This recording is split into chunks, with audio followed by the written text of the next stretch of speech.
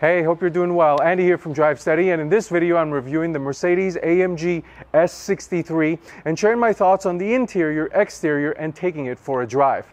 So let's get started with this review of the Mercedes AMG S63.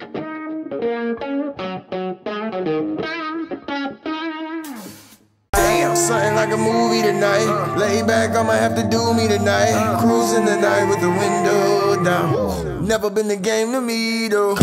Lay back, so tired. This vibe, so sky. I feel so fly. You see those eyes when I drove by. I'm doing the latest. Don't you like my Mercedes? Don't you like how I ride through? You know I'm not playing. Don't you love how I slide through? Don't you love how I slide through? Oh, you love how I slide through. Oh, you love how I slide through. Alright, so let's get started with the review by first thanking Keys Mercedes for allowing me to review this S63 today. If you happen to be interested in this car or any other new or pre-owned Mercedes product, make sure you give them a call. Their inventory levels are pretty much back up to pre-COVID levels. I've left their information in the description below. Now let's talk about this S63, specifically this generation, because it was a humongous step forward from the one that it succeeded. That would be 2 generations ago from the current S-Class, and the modernizations, especially on the exterior, was very drastic, something the new S-Class has taken a more subtle approach on. But looking at this S63 with the additional AMG bodywork and the signature quad tailpipe exhaust, the S63 has an unbelievable presence on the road with its land yacht big body, and it still looks modern even as the previous generation car. Alright, so this is an AMG car. Let's talk about this monster V8 it's got. So it's a 4-liter twin turbocharged 8-cylinder making 603 horsepower and 664 pounds-feet of torque. It's got a 7,000 RPM redline, mated to a 9-speed double clutch automatic, putting power down to all 4 wheels via the Mercedes 4MATIC system. Now, one really cool thing about AMG engines is they've got a motto, one man, one engine. So there's specific engine builders for these AMG cars. And now the interesting thing is the person who built this AMG engine, the one in this S63, Pascal Kurz, is the same gentleman that built the engine in the E63 wagon that I drove a couple months ago. So it's a really neat feature, this one man, one engine thing. Now, with this generation of the S-Class, specifically for the AMGs, there was an S65 with the V12, which gave you a bunch of more horsepower, but just because it had more horsepower doesn't mean it was faster. The S63 with the V8 was the fastest S-Class you can get in this generation. Why? Because it had all-wheel drive and that trick 9-speed double clutch automatic. Now, beyond all of that, the 0 to 60 time was 3.1 seconds in this monstrous 4,800-pound large sedan. Now, in order to put the power down, there is a trick suspension on this, air suspension with adaptive dampers. The wheels are 20 inches on all 4 corners. These are the optional AMG forged wheels. They're by 8.5 up front and 9.5 in the rear. The brakes, because this is a massive car, it's got massive brakes, 15.4-inch discs in the front with 6-piston brake caliper, 14.2 inches in the rear. Now, one of the hallmarks of an AMG engine is the way that it sounds. So let me take you around back so you can take a listen to what this thing sounds like.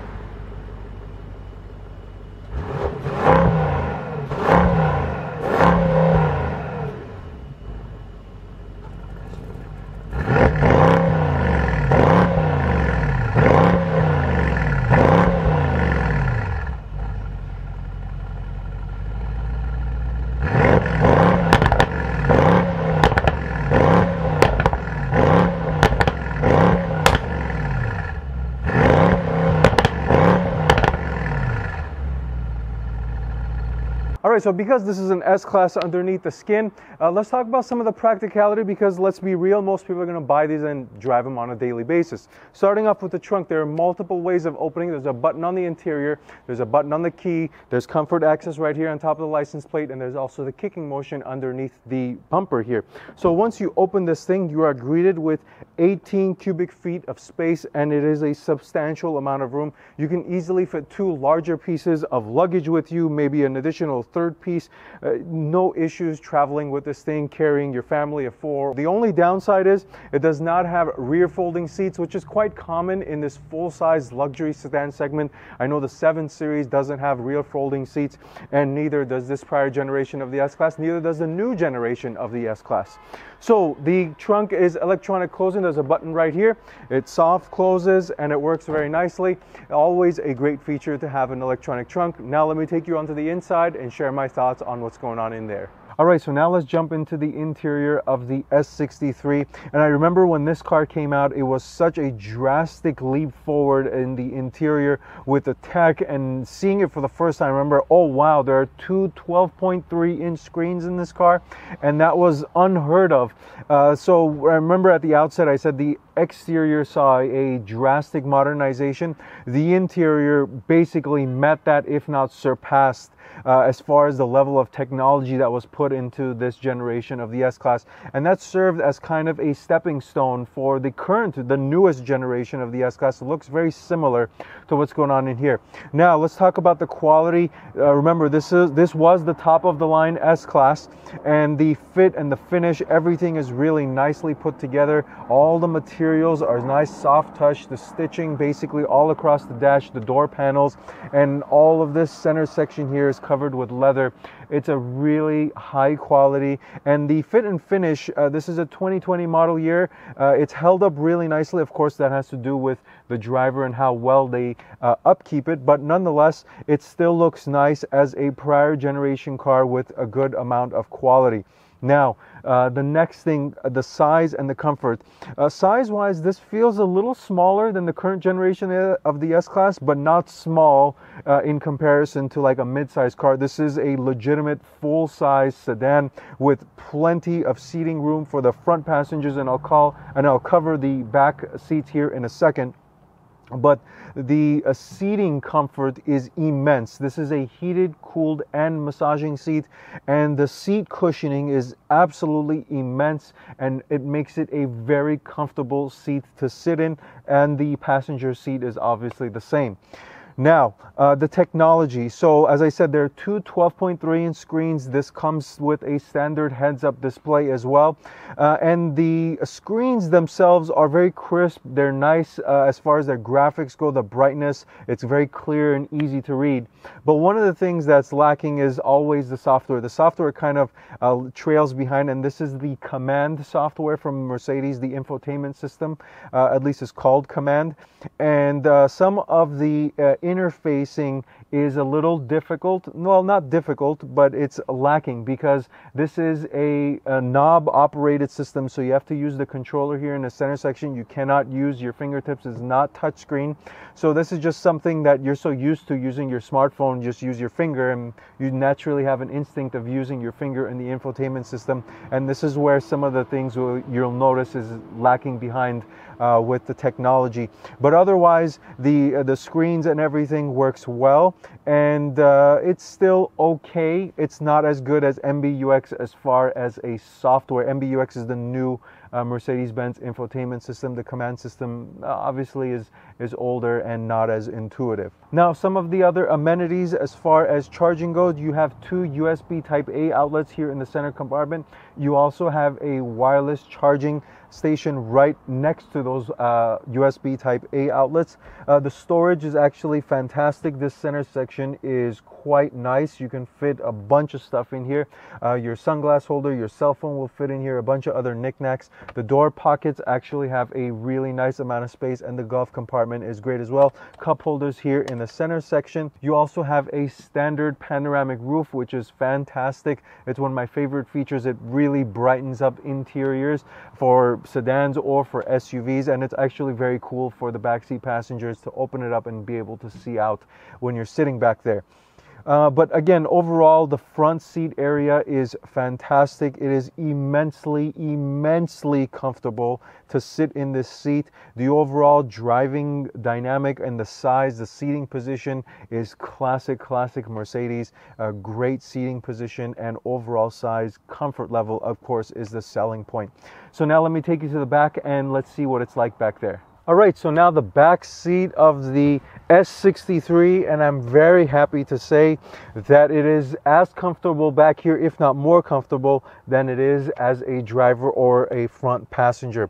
Now, some of the details, you can see I'm sitting here. I've got an immense amount of legroom. I am sitting behind myself at 5'11", and no issues with legroom, no issues with headroom. Somebody 6 feet, 6'1", 6'2" would not have an issue sitting back here. And this does not have the executive package with the center section and the folding and the extending seats. This is just a base back seat in the S63. Some of the cool things that it does have, you do have the ability to control this shade here using some of these buttons, and the back shade is controllable from here. And I also have the ability to open the panoramic roof. I keep pushing the wrong button. So the panoramic roof is controllable from here.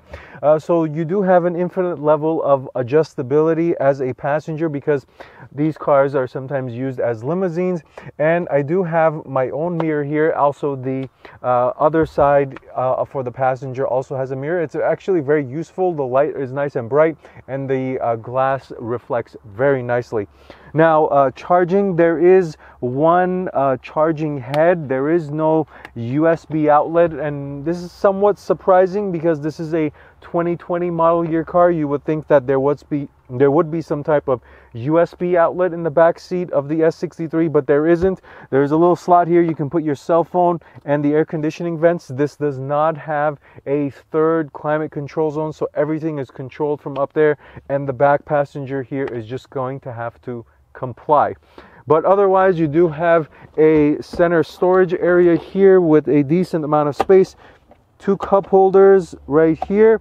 Otherwise, not many frills, but the nice thing is you do have an immense amount of room back here, and it is extremely comfortable to sit in. So that's pretty much it on the interior. I think the highlight of this is that it has great quality. It still looks modern for a prior generation interior, and the selling point, you will see that when you sit in this car, the first thing you will think to yourself is, man, this is a really comfortable seat. No matter what seat you sit in, that's the first thing you're going to think of when you sit in this car, because it just immediately hits you because of the way the seating configuration and the cushioning of the seat and the way that it's just put together. So with that out of the way, now let's see what this S63 feels like behind the wheel. All right, so now the driving portion of the review, and as always, this is what the key looks like.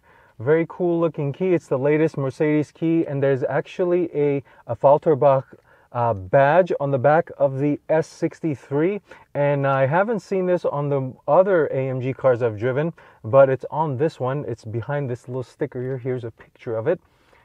But it's definitely something cool. I wish they did that on all the other Mercedes AMG cars. Now, visibility out the front is fantastic. It's awesome to look out and see the Mercedes TriStar symbol just hanging there on the hood. Over the shoulder is fantastic. No issues. Basically, out back, this has a 360-degree camera, and it prevents a lot of the blind spot issues. Not that this car really has many.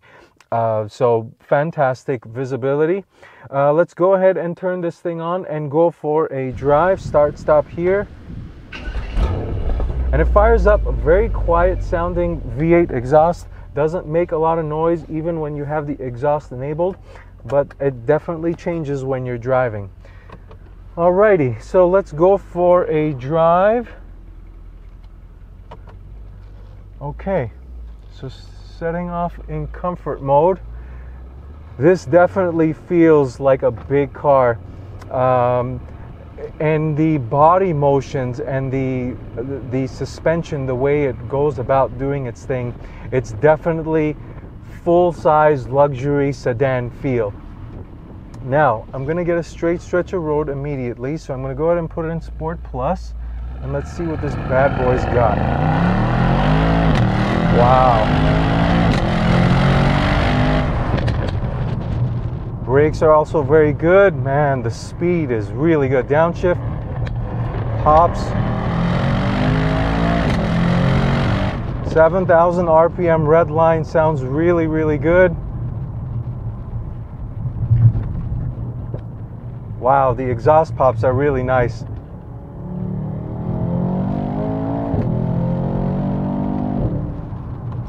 Okay, so this is a massively fast car, and it does a decent job at hiding its size, but you definitely feel, as I said, the motions coming through, and it definitely feeling like a big car.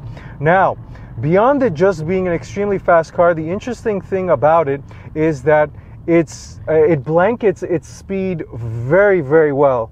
I'm going to go ahead and put it in comfort mode. And when you're going fast, the only indicator you have that you're going fast is when you look down, or where you look at your heads-up display and you see a really nice big number and you say, wow, it doesn't feel like that fast. So it definitely has a great stability and blanket speed very nicely.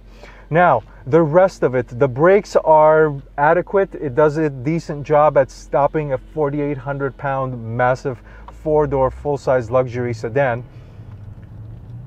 And then the transmission is also very good. As a double clutch, it upshifts very smoothly in comfort mode. Even when you're going in the Sport Plus mode, it gives it a little bit of harshness, gives it some edge, so it doesn't feel like a slush box automatic. Not that it does, even in the comfort mode. It feels like a proper DCT. Now, one of the cooler things, when I was testing the steering, the bolsters are actually active bolsters. So as I was doing this, the bolsters kind of get confused. Do I expand or contract the left, the right, the left, the right? And you kind of get like this funny feeling on your sides if you were to, I guess, play with the suspension, feel it out for a little bit. See, I just turned right and then the left expanded to keep me in place, and they do a fantastic job. Now, the suspension and the steering. Starting off with the steering, it's a neutral steering wheel. When you go into Sport and Sport Plus, it does get marginally heavier. I didn't really tell that much of a difference. Of course, driving here in the city, and let's be real, people are not going to take an S63 to the track. So I'm going to give you a daily driver perspective of the steering and the suspension. So it does feel properly tuned to drive on a daily basis. Very comfortable steering wheel, not too weighted. The suspension is actually where I was a little surprised because it does have some slight underpinnings, some slight hints of some stiffness, and it gives you a decent amount of feel. So if you're somebody who is coming in here and saying, oh, this is one of the most expensive S-classes from this generation, it's got to probably ride the best and or be the most comfortable, and it definitely isn't.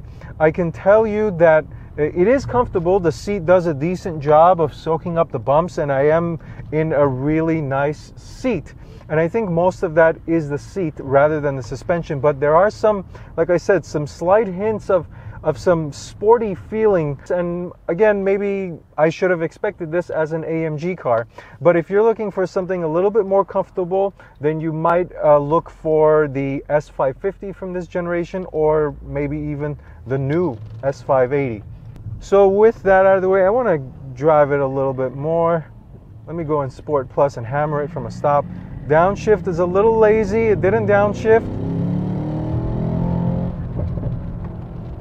But when it gets going, this is a properly fast car. It's actually really fun because it's stable and it hides speed very nicely. It makes it very engaging to drive, more than what you would expect in a car this size. Oh, this is a proper missile. So fun to drive. All right, now, final overall thoughts. Two of them. Number one, would I buy this or would I buy the new S580? Because they're almost the same price. Let me put it back in comfort. Okay, so the new S580 or this. If you're looking for something with a little bit more character, obviously a lot faster, go with this. If you're looking for something with more tech, more up-to-date interior, more modern design on the interior and the exterior, or if you just want the newest thing, obviously the S580 or the one with the 6-cylinder, I believe it's the S450 or the S480, will probably suit you better. Oh, and actually, if you want the more comfortable riding car as well, go with the newer S-Class. Now this car on its own is fantastic. It is remarkably fast. It is extremely stable, and I could just imagine driving this on a daily basis, just on the highway, cruising along at highway speeds or even a little faster than highway speeds. Let's call them maybe Autobahn speeds. And this thing will not even flinch. It has plenty enough power and plenty enough comfort. I would love to own one of these things as a daily driver car, something with a little bit more spice on a daily basis, and like a sports car or something on the weekend, or a fun car as a secondary car. But this is a magnificent four-door luxury car. I've always said I just need 3 cars. I need an S-Class, I need a Corvette, and I need a 911. And those 3 cars will basically occupy or satisfy any scenario that I find myself in. And this car doesn't fail to achieve that mark. So that's pretty much it. If you have any other questions, make sure you leave me a comment down below or send me a message on Instagram at DriveSteady. Otherwise, thank you for watching this video. Until next time, drive steady.